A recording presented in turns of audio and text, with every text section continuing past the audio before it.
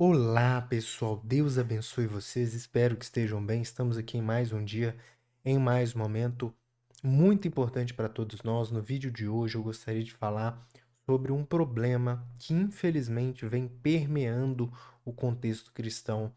E é um problema muito sério, que é uma confusão sobre o que é justificação e o que é santificação. Uma mistura entre essas coisas que são distintas, uma inversão entre essas coisas. Então, primeiro, para começarmos, precisamos entender o que é justificação. A justificação é o fenômeno no qual o indivíduo pecador é justificado, ou seja, para título de comparação, vou citar aqui uma reunião de trabalho. Se você chega atrasado a essa reunião de trabalho, você precisa dar uma justificativa plausível para que você não sofra uma punição por esse atraso. Por exemplo, um atestado médico, né? Um atestado de comparecimento em uma consulta ou algo do tipo. E devemos entender que a justificação é uma obra plenamente externa. É uma obra externa a nós. A justificação não vem por qualquer ação nossa. Nós não somos justificados por nada que fazemos. Nenhuma de nossas ações tem poder para justificar-nos. Nossas boas ações não justificam as nossas más ações. Então, justificação é somente Cristo quem faz. Na verdade, a justificação já foi feita na cruz. A justificação não é um processo. A santificação é um processo. A justificação não é um processo. A justificação já foi feita. Agora, quando passamos para a santificação, o que é santificação? A santificação ocorre após o indivíduo já ser justo, já ser justificado. Primeiro, o indivíduo é pecador. Tem um coração mau, vive de acordo com esse mau coração, mas entendendo esse mau coração, entendendo a que ele cede a esse mau coração, o mesmo admite seus pecados, confessa seus pecados, se entrega ao Senhor Jesus, confessa ele como seu Salvador, entende que ele pagou pelos seus erros e, crendo no sacrifício dele, todos os seus erros são pagos, são perdoados. Então ele é tornado justo, ele se torna uma pessoa justa. Agora, não é porque todos os seus erros foram pagos que ele passa automaticamente a ser como Cristo. Tanto no quesito da prática das boas ações, quanto no quesito da luta contra as más ações. Aí entra a santificação.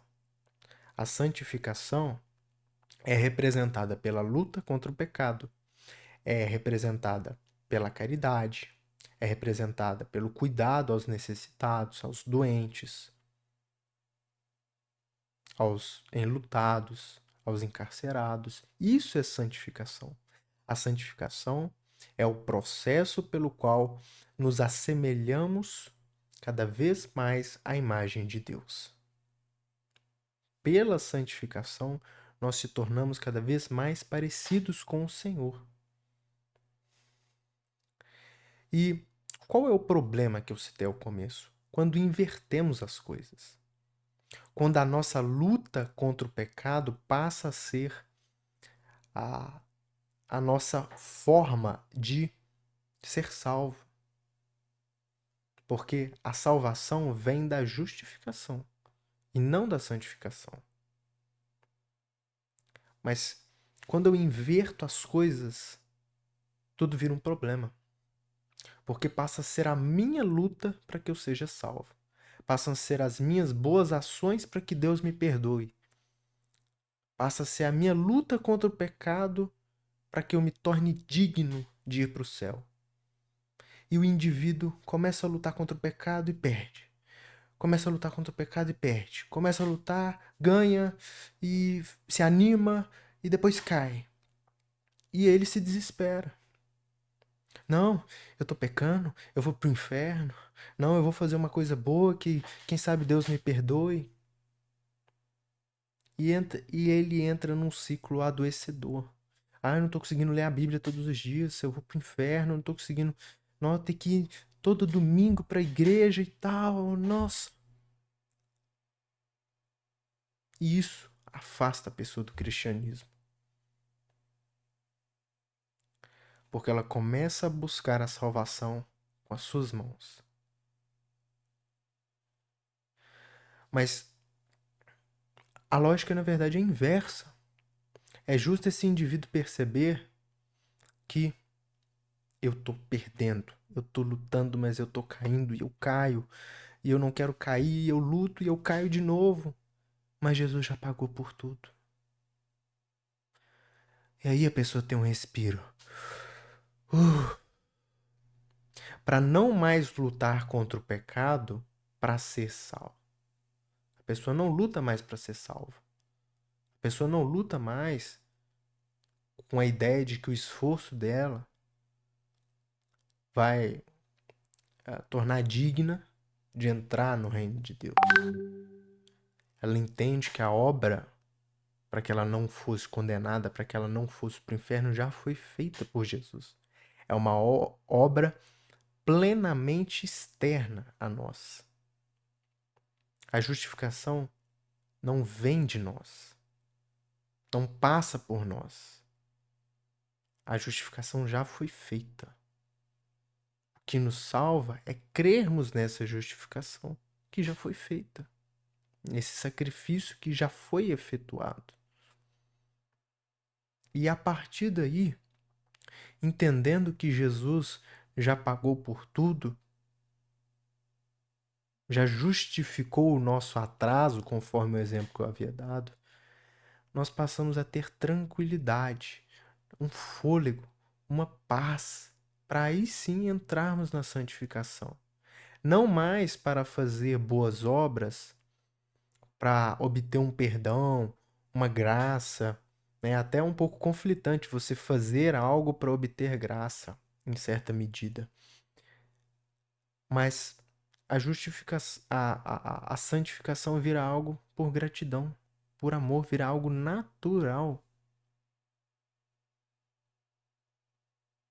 E é isso que todos têm que entender.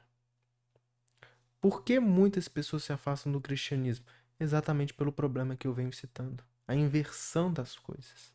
A santificação sendo tratada como meio para justificação. E ela nunca vai ser um meio para justificação. Até porque a santificação é um processo. Tem etapas.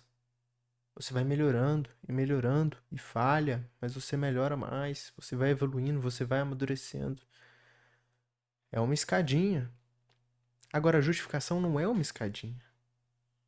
A justificação já foi feita. Jesus já pagou por todos os seus erros, por todos os seus pecados. E é essa fé que te traz paz. Não no sentido de Jesus já pagou por tudo, então vou viver como eu quero. Não, jamais. Porque de fato, se você ama esse que pagou por todos os seus erros, você vê que não existe amor como o dele, você vai querer ter o amor dele. Você vai querer ser como ele. E você vai naturalmente buscar a santificação. Você vai desejar ser santo. Você vai desejar cuidar das pessoas. Você vai desejar se importar com as pessoas. Você vai se entristecer sequer ao ouvir o pecado.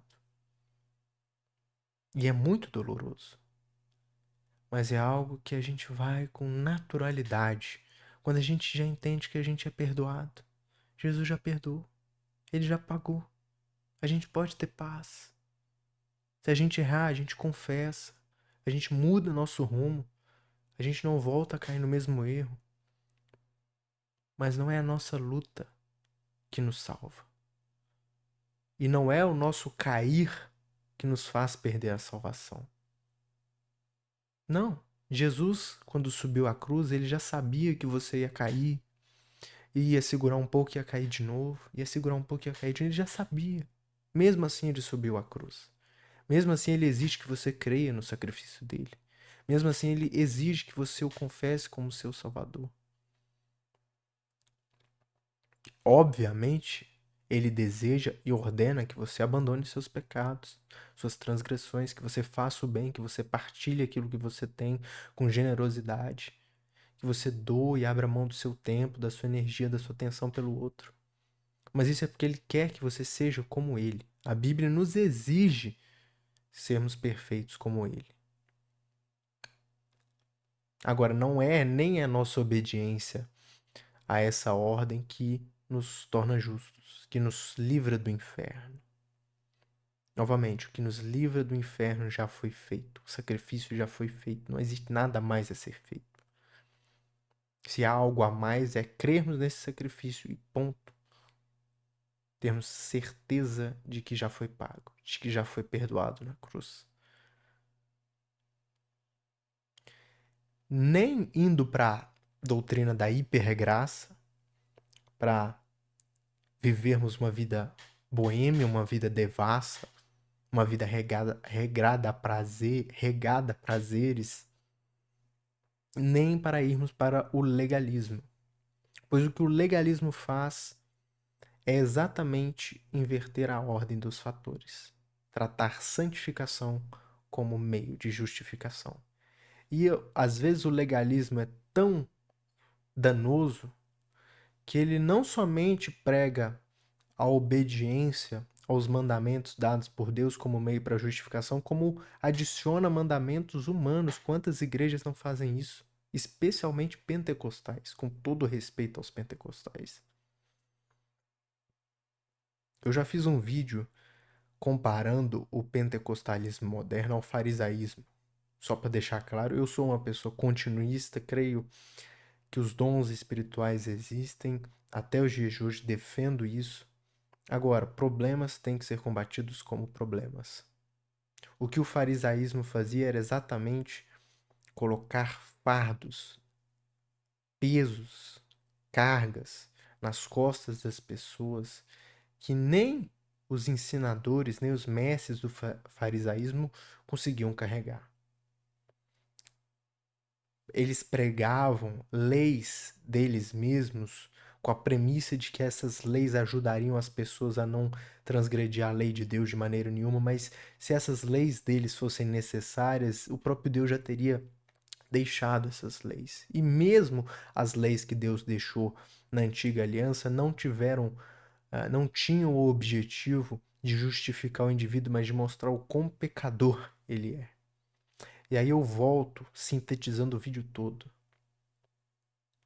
Porque quando o indivíduo pensa, se você está nisso, se você luta, não, eu luto contra o pecado, não, eu vou pro inferno, eu não tô conseguindo, não, que medo, que aflição, nossa, eu não consigo e tal, acho que eu vou fazer uma coisa boa e quem sabe Deus me perdoe, eu vou fazer isso, eu vou fazer aquilo, eu vou ter essa obra, eu vou ajudar alguém, quem sabe Deus me perdoe. Abandone essa mentalidade. Na verdade, entenda que tudo já foi pago.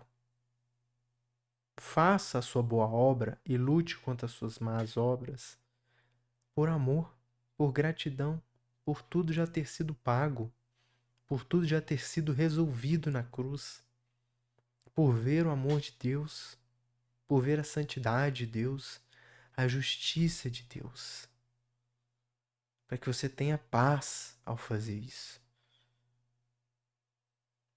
para que você tenha tranquilidade, para que você possa ter o seu respiro e saber que Jesus já pagou por tudo, que Ele te perdoou, Ele já sabia da sua queda, do seu desvio que seja. Mas se hoje você o ama, se hoje você deseja o nome dele, você pode seguir com tranquilidade. E aí é justo o momento que você tá nisso, ou quem quer que seja, não, eu tô lutando e tal, e não consigo vencer o pecado, eu luto, eu consigo um tempo, depois eu caio de novo e tal, eu luto, depois caio. Aí é o momento que você entende que você não consegue. É o momento que você coloca a sua esperança totalmente na misericórdia de Jesus. Não no sentido de permanecer no pecado e depois achar que ele vai perdoar. Não. No sentido, eu sozinho não consigo. Eu não consigo pelas minhas forças. Jesus, eu não consigo pelos meus esforços. Eu não consigo pelo meu querer. Eu coloco totalmente minha esperança no teu perdão, na tua misericórdia. E aí o indivíduo é salvo. E aí o indivíduo é perdoado. Aí é o ponto que Jesus deseja que o indivíduo chegue. O momento que ele confia totalmente nele, no Senhor. E aí é quando ele consegue entender que realmente ele não consegue. Que realmente ele é um pecador, um miserável. Não merece Deus, merece o inferno. Merece o inferno. Merece queimar. Queimar, queimar, queimar. Merece ser atormentado, afligido. Entende que ele não é especial. Ele não é ninguém. Ele não merece Deus, não merece nada. Mas que pela graça divina ele recebeu perdão. Pela graça divina, Deus chama ele. Pela graça divina ele recebe amor. E aí ele consegue exaltar a graça divina como ela merece. Aí a relação com Deus não vira uma relação de troca. Eu faço isso de bom e você me perdoa. Eu luto contra isso de ruim, eu vou pro céu por causa disso, não vou pro inferno porque eu lutei e venci o pecado. Claro que vencer o pecado é uma obrigação de nós cristãos. Não somente vencer o pecado, como sermos perfeitos. A Bíblia exige isso na Antiga e na Nova Aliança, sermos perfeitos. Agora, jamais devemos achar que vamos atingir esse objetivo por alguma força que tenhamos, por algum diferencial que tenhamos, por alguma coisa que tenhamos. Somente Jesus tem a capacidade de nos tornar perfeitos. E é isso que ele realiza a cada dia na nossa vida. Quando ele coloca alguém no nosso caminho para a gente ajudar, para a gente cuidar. Você quer realmente ser perfeito? Você que está assistindo esse vídeo, você quer ser perfeito? Quantas pessoas Deus não coloca na sua vida que te pede uma esmola na rua, que te pede um leite para você comprar? Quantas pessoas na sua família ou fora dela estão doentes e você pode visitar? Quantos órfãos ou viúvas você já ouviu falar ou conhece, ainda que seja um pouco distante? Se você realmente quer viver a santificação como ela é, certamente tem muitas pessoas precisando da sua ajuda. E muitas pessoas que às vezes o próprio Deus colocou no seu caminho para que você se torne mais santo, para que você se torne mais parecido com Ele. E eu te pergunto, você tem ajudado essas pessoas? Você tem cuidado dessas pessoas? Você tem abrido mão dos seus interesses, das suas posses, dos seus bens pelo outro? Eu não estou falando de dar um dízimo na igreja, eu não estou falando de dar uma oferta na igreja. Ainda que ofertar na igreja seja importante, obviamente. Mas o outro mesmo, que está na sua frente, que está te pedindo no sinal uma moeda, o que está te pedindo na rua para você comprar um alimento, a pessoa que está doente na sua família, que mora em outra cidade, em outro estado, você está disposto a visitá-lo? Então, observe. Você realmente quer ser santo? Você realmente quer ser perfeito? Se você quer, novamente, tá aí. Mas entenda que a justificação é uma obra de Jesus. É uma obra totalmente de Jesus, plenamente de Jesus. Jesus já fez essa obra, já concluiu essa obra. Não é um processo, não é uma escadinha, não tem degraus, não tem etapas. Se você tem fé em Jesus, se você crê no nome dele, se você crê que ele é o Filho de Deus, se você crê que ele veio em carne na terra, crê que ele morreu na cruz pelos seus pecados, que ele foi ressurreto,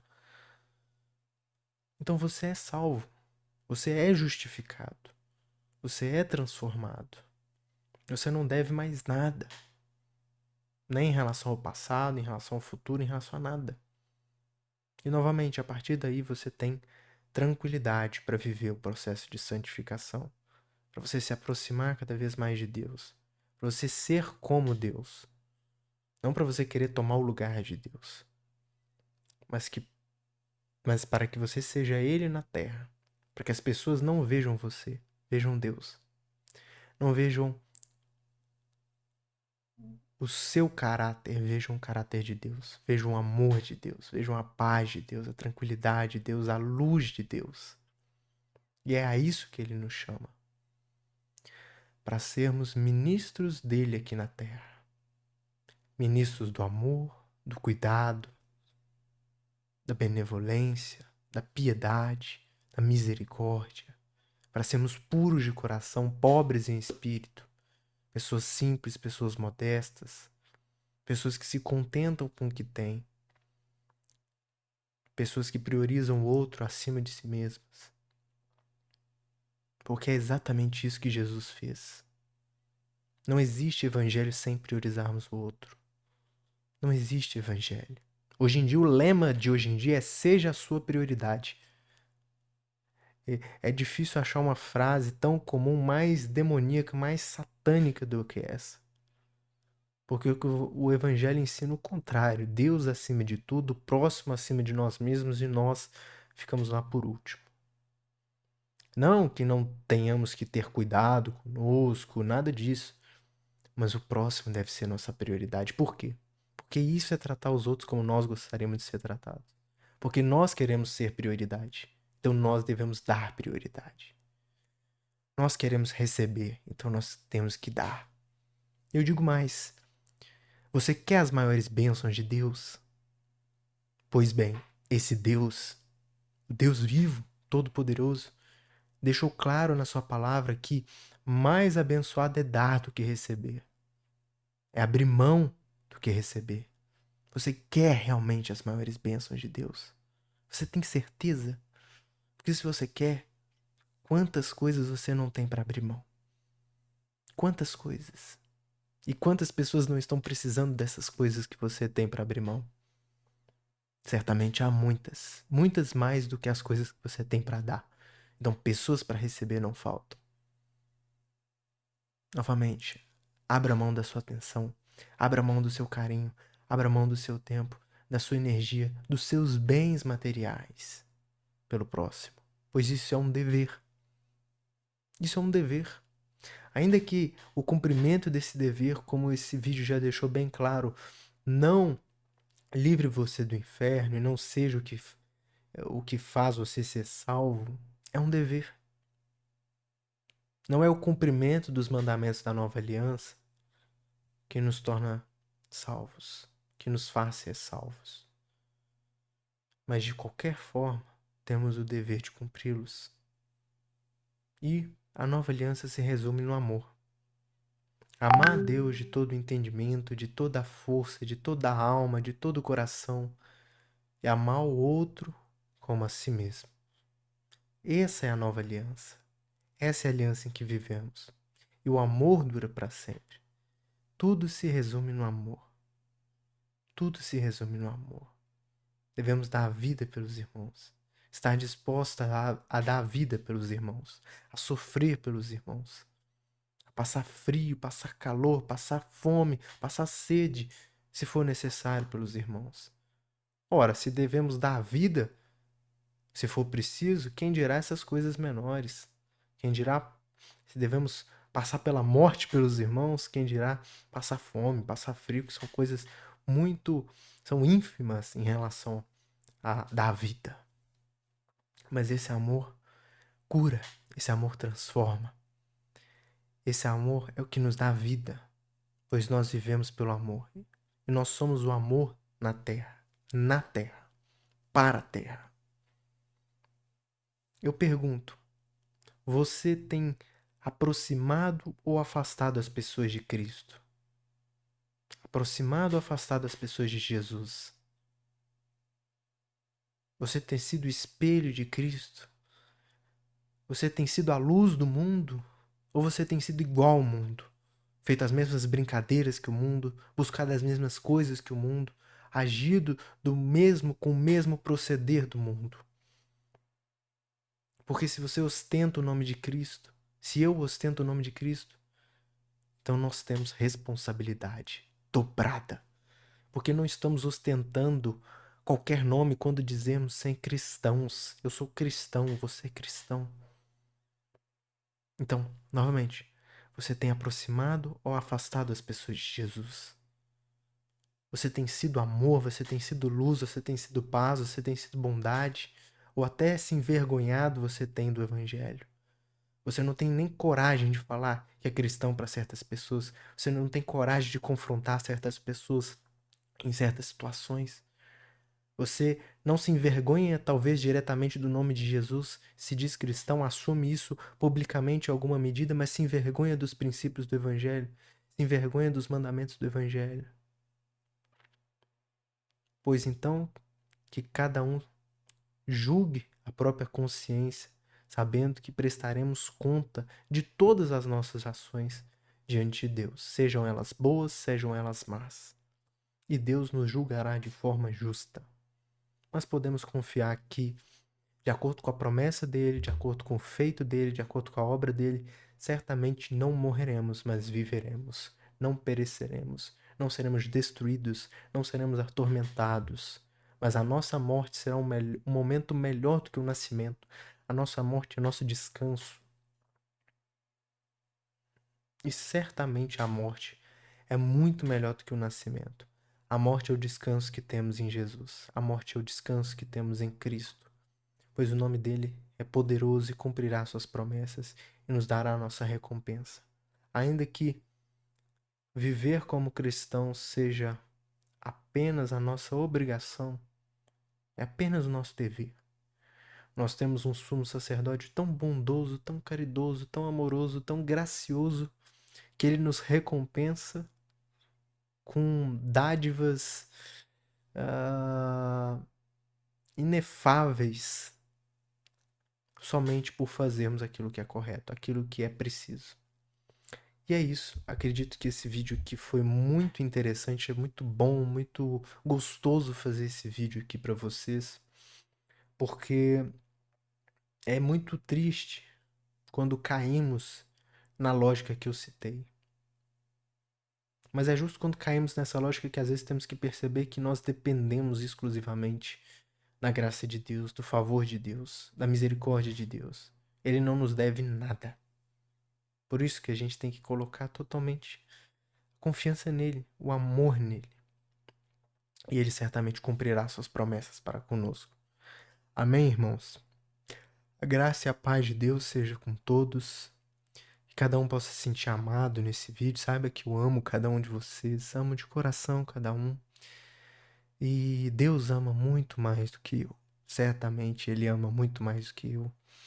E espero que eu possa ter confortado alguns, confrontado outros, mas falado a verdade aqui. Falado aquilo que agrada, aquilo que alegra o coração de Deus nesse vídeo. E espero que possa ser edificante para cada um de vocês. E vem me colocar à disposição aqui para responder qualquer pergunta, qualquer crítica também. Podem fazer comentários à vontade. Eu tenho a melhorar na qualidade dos vídeos, não sigo um padrão ainda muito bem definido, mas saibam que é uma grande alegria aqui poder fazer esses conteúdos, é pela graça, pela paz, pelo amor que eu faço, e espero continuar até onde Deus decidir, até onde for a hora de deixar esse mundo e vem, Senhor, né? Maranata, e que todos nós possamos descansar das nossas obras assim que possível. Um grande abraço. Deus abençoe.